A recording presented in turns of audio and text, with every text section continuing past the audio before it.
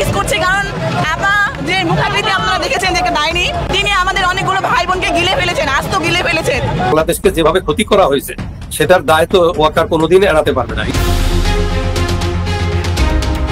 এদিকে শেখ হাসিনার মূর্তি নিয়ে ব্যঙ্গ করায় তুলপাড় কাণ্ড দেশে। সেনা প্রধানের নতুন পদক্ষেপ নেওয়াতে সারা দেশ আতঙ্কে আছে। ডক্টর ইউনূসের উপর প্রভাব পড়ে সবকিছুই দেখানো হবে সম্পূর্ণ প্রতিবেদনে। সব সত্য সবসময় বলতে নেই।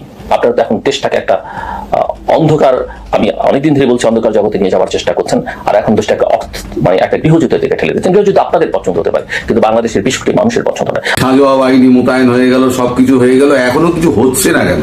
তার পেছনে দেখুন কতগুলো কারণ রয়েছে।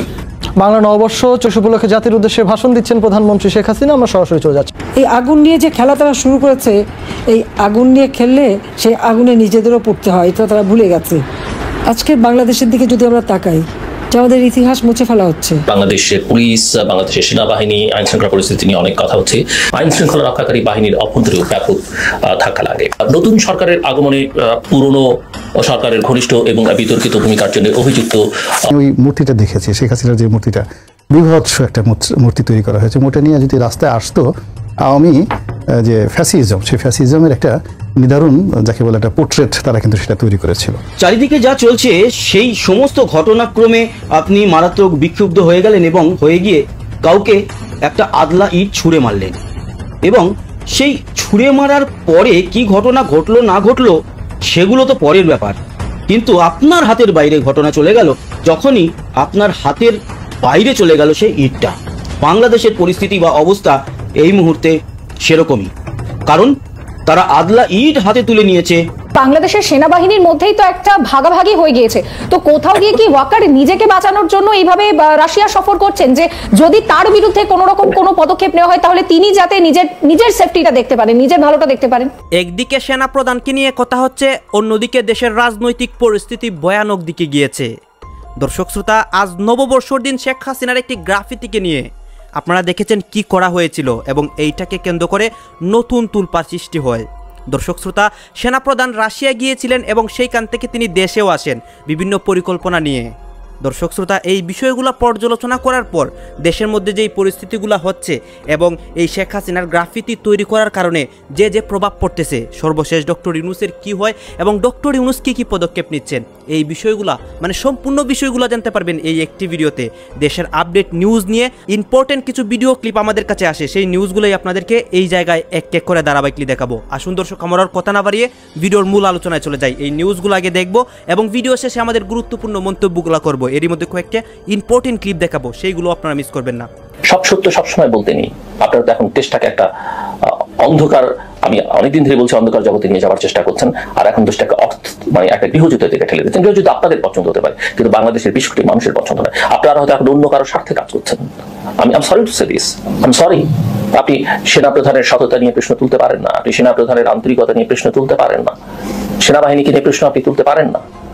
জনগণের মুখোমুখি দাঁড় করাবার কোনো কারণ নেই। সেনাপ্রধান একবারের জন্য বলেননি যে তারা ক্ষমতা নিতে চায়, সেনাবাহিনীর কথা বলেনি, তাহলে কেন আমরা বলছি? যেখানে বিএনপির মতো দল বলছে যে তারা কোন রাজনৈতিক দল নিষিদ্ধ চায় না। আপনি যদি জনগণের ক্ষমতায়ন চান, আপনি যদি ভোটের অধিকার চান, জনগণকে সিদ্ধান্ত নিতে দেন না বিএনপি জামাত আওয়ামী লীগকে থাকবে না থাকবে না। দুর্ভাগ্যজনক, আজকে প্রফেসর মোহাম্মদ ইউনূসকে আপনারা বিতর্কের মধ্যে ঠেলে দিচ্ছেন। প্রফেসর মোহাম্মদ ইউনূসের সঙ্গে সেনাপ্রধানের দ্বন্দ্ব তৈরি করবার চেষ্টা করছেন। কেন করছেন? আমি এত অতি কথন ভালো নয়। একটা কথা মনে রাখবেন, আপনারা যা করেছেন প্রতি 3 ক্ষণের হিসাব কিন্তু সবার কাছে আছে, গণমাধ্যমের কাছে আছে, এমনকি বিভিন্ন গোয়েন্দা সংস্থার কাছে আছে। এত সহজ নয়। এত অতি কথন, এত আদিবাস্তব রাজনৈতিক পরিস্থিতি তৈরি করা মোটেই ভালো নয়। আমি মনে করি আপনারা অতিরিক্ত করে ফেলেছেন, সীমা লঙ্ঘন করে ফেলেছেন এবং দেশটাকে একটা বিপর্যয়ের মধ্যে নিয়ে যাচ্ছেন। জিল্লুর রহমানের এই বক্তব্য কয়েকটা পার্ট আমি যদি ব্যাখ্যা করি। প্রথমত, সে বলছে এত বেশি কথা বলা যাবে না, এত বেশি কথা বলা ঠিক হবে না। So he is the proponent of digital security act. অর্থাৎ জিল্লুর রহমান দেশের জনগণকে ডেজিগনেট করে দিচ্ছে এটা দিয়ে কথা বলা যাবে আর এটা দিয়ে কথা বলা যাবে না। তাহলে জিল্লুর রহমান কি জনগণের পক্ষে, না হাসিনার পক্ষে, না ওয়াকারের পক্ষে? দর্শকবৃন্দ, অত্যন্ত কেয়ারফুলি আমার কথাগুলো শুনবেন। জিল্লুর রহমান বলছে আপনারা বেশি কথা বলছেন, অর্থাৎ অনলাইনে আমরা যারা কথা বলি, এবং হাসাত আব্দুল্লাহ, আসিফ মাহমুদ, আমরা এবং পিনাকি ভট্টাচার্য, ইলিয়াস হোসেন, কনক সরওয়ার, এবং অনলাইনে আমি ওদের মতো তো এত ফেমাস না, আমি সাধারণ একজন মানুষ। আমরা যারা অনলাইনে কথাবার্তা বলি, সে বলছে আমরা অতিরিক্ত করে ফেলছি, এত অতিরিক্ত বলার আমাদের ঠিক না, আমরা বলতে পারি না। এর অর্থ হচ্ছে we have to ওবে the digital security act.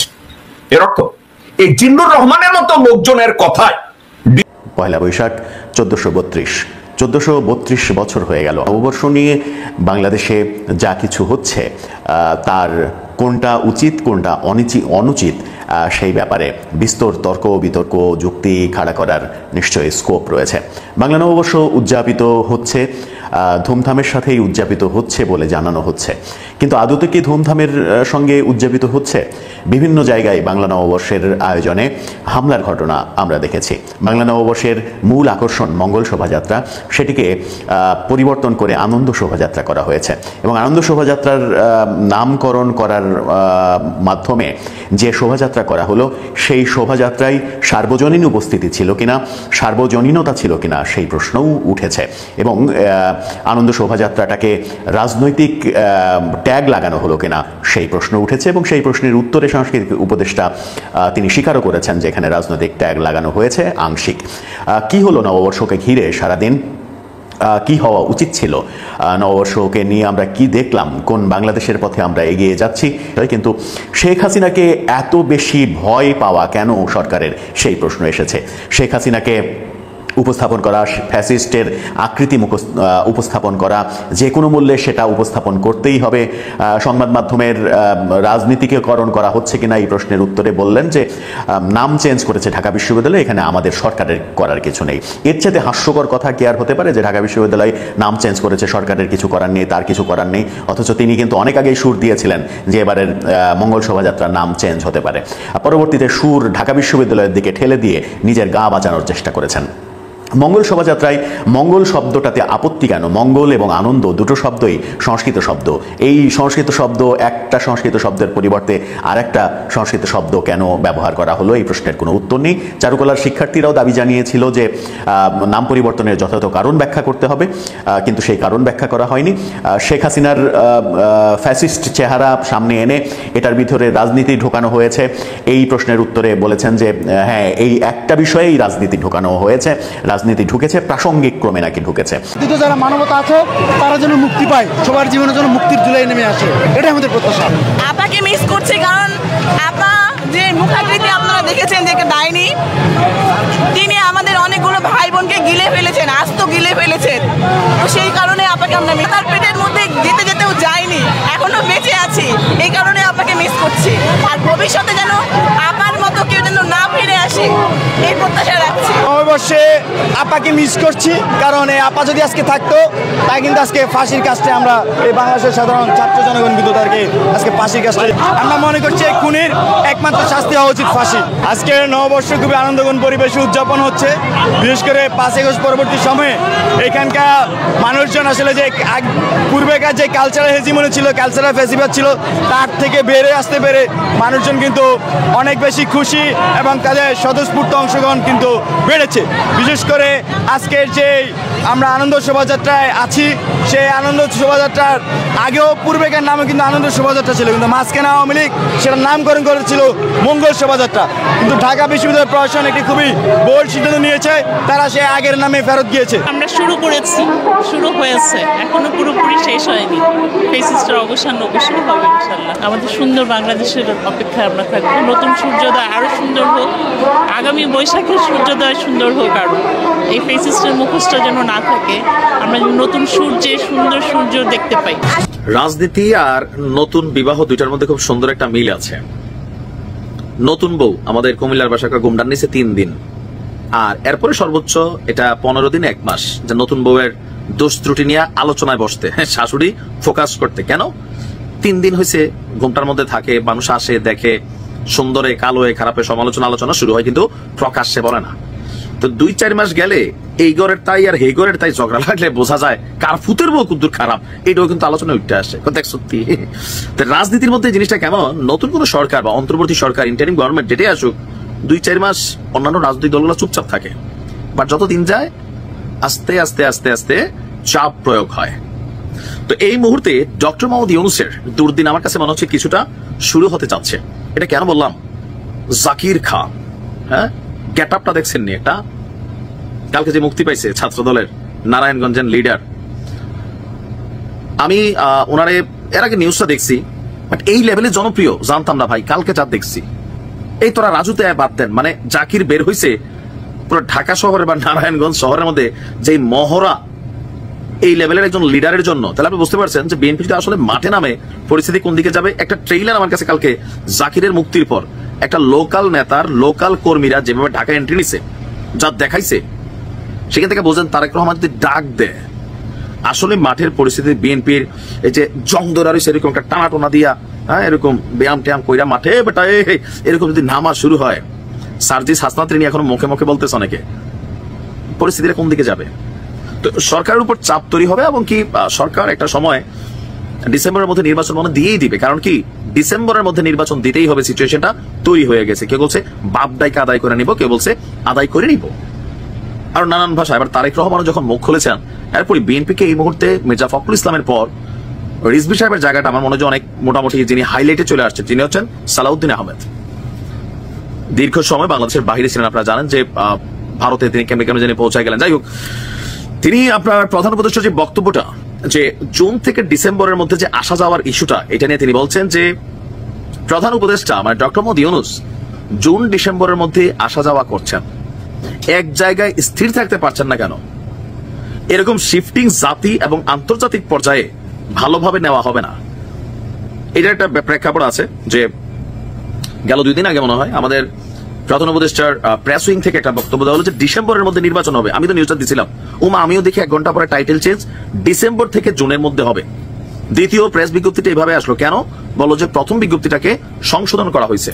তো যাই হোক, সালাউদ্দিন আহমেদ ভাই তিনি অনেক মজা করেও কথা বলেন। আমার কাছে মনে হয়েছে যে খুব সুন্দরভাবে একটা গুতা দিচ্ছে কারে, স্বরাষ্ট্র উপদেষ্টারে, যে মানুষ তাদের 5 বছরের জন্য চায়, এটা তিনি শুনছেন মানুষ নাকি তাকে বলছে। কিন্তু স্বরাষ্ট্র উপদেষ্টার পদত্যাগ নিয়ে যে দেশে তালি বাজলো, এটাকে তিনি শোনেন নাই। এই কথাটা সুন্দর হিট হয়েছে, আমার কাছে মনে হয়েছে ওইটা তিনি শুনলেন, কিন্তু পদত্যাগ নিয়ে তো অনেক কিছু আছে ইস্যুতে, আসলে শোনে না। তবে ওই যে যেটা আমার পক্ষে আসে আমরা এটা শুনি, অন্যগুলার আমরা স্কিপ করি।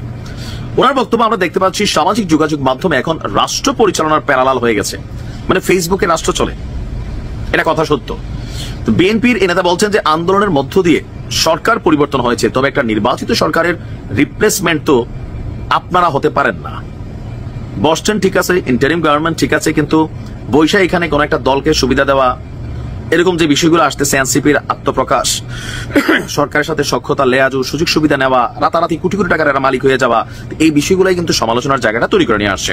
বাংলাদেশের সেনাবাহিনীর মধ্যেই তো একটা ভাগাভাগি হয়ে গিয়েছে, তো কোথাও গিয়ে কি ওয়াকার নিজেকে বাঁচানোর জন্য এইভাবে রাশিয়া সফর করছেন যে যদি তার বিরুদ্ধে কোনো রকম কোনো পদক্ষেপ নেওয়া হয় তাহলে তিনি যাতে নিজের সেফটিটা দেখতে পারেন, নিজের ভালোটা দেখতে পারেন?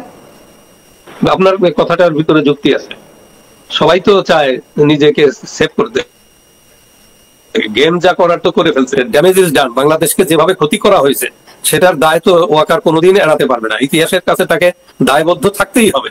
তো সেদিক দিয়ে সে একটা এসকেপ রুট খুঁজতেই পারে, সেখানে ভারতে গিয়ে কোনো লাভ হবে না, তারপরে এজন্য একটু ইয়ার কাছাকাছি রাশিয়ার কাছে যেতে পারে, আমেরিকাতেও গিয়ে তার কোনো লাভ হবে না। তুলসী সাথে তার কথা হয়েছে, সে হয়তো সেন্স করতে পারছে যে কি হবে কি হচ্ছে, তো সেদিক দিয়ে সে হয়তো একটা চেষ্টা। রাশিয়া এখন এই মুহূর্তে কোনো ভূমিকা রাখতে পারবে বলে আমার মনে হয় না। তাকে সেভ করার জন্য তাকে সে যে ভুলগুলো করছে সেইগুলো তাকে শুধরাতে হবে। সে যে জাতির ক্ষতি করছে সেই ক্ষতিটা সে রিভার্স করতে হবে। সে এদেশের মানুষের জীবনযাত্রা এবং জানমালের একদম নিরাপত্তা নাই, মানুষকে একেবারে এই দেশটাকে জাহান্নামে পরিণত করে দিছে। সেইখান থেকে এই দেশকে ফিরিয়ে আনার জন্য যে স্টেপ দরকার সেই স্টেপ তাকে নিতে হবে। তাকে হেল্প সেই করতে পারে নিজে, অন্যরা হেল্প করতে আসলে সেটা কোনো হেল্প হবে না।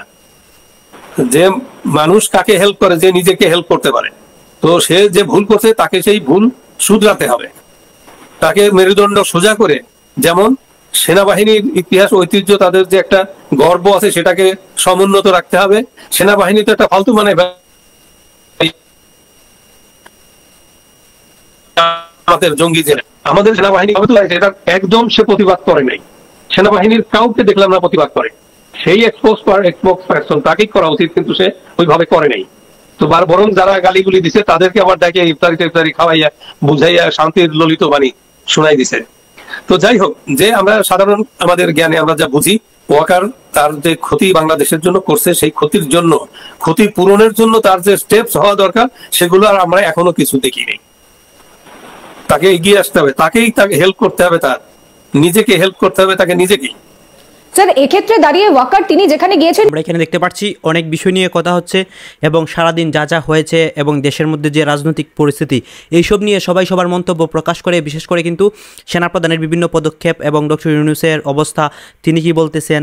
দর্শক শ্রোতা, আপনারা জানেন ডক্টর ইউনূস এবং আমাদের দেশের যে সেনাপ্রধান রয়েছেন, তারা কিন্তু আমাদের দেশটাকে রক্ষা করার জন্য তার জান প্রাণ দিয়ে চেষ্টা করতেছেন। অন্যদিকে শিক্ষার্থীরা আজকে নববর্ষর দিন যে আজকে সারাদিন, এখন কিন্তু রাত দিনের বেলায় যা যা হয়েছিল সেইটা নিয়ে শেখ হাসিনার যে একটা গ্রাফিতি, এটা নিয়েও কিন্তু অনেকে আলোচনা করতেছে, অনেকে সমালোচনা করতেছে। দর্শক শ্রোতা, এই বিষয়গুলো নিয়ে, সবগুলা বিষয়গুলো নিয়ে আপনাদের মন্তব্য কি, আপনারা কি চান এবং এই বিষয়গুলো নিয়ে আপনাদের সর্বশেষ ধারণাটা কি, এটা আপনারা অবশ্যই কমেন্ট বক্সে লিখে যাবেন। আর হ্যাঁ, তখন আপনাদেরকে যা কিছু দেখিয়েছি সব কিছু কিন্তু আমরা সোশ্যাল মিডিয়া থেকে সংগ্রহ করেছি, এইখানে আমাদের নিজস্ব কোনো মন্তব্য নেই বা নিজস্ব কোনো সিদ্ধান্ত নেই। এইসব দেখে আপনাদের কি মনে হচ্ছে আমি আবার বলতেছি, আপনারা অবশ্যই কমেন্ট বক্সে কিছু একটা লিখে যাবেন। আর হ্যাঁ, আপনাদের কাছে আমাদের একটা সর্বশেষ রিকোয়েস্ট থাকবে, আপনারা যদি আমাদের চ্যানেলের নতুন দর্শক থাকেন, চ্যানেলটি সাবস্ক্রাইব করবেন এবং পাশে থাকা যে বেল বাটনটি আছেন সেই বেল বাটনটি বাজাবেন, যাতে করে নেক্সট ভিডিওটা সবার আগে আপনাদের কাছে পৌঁছায়। ধন্যবাদ।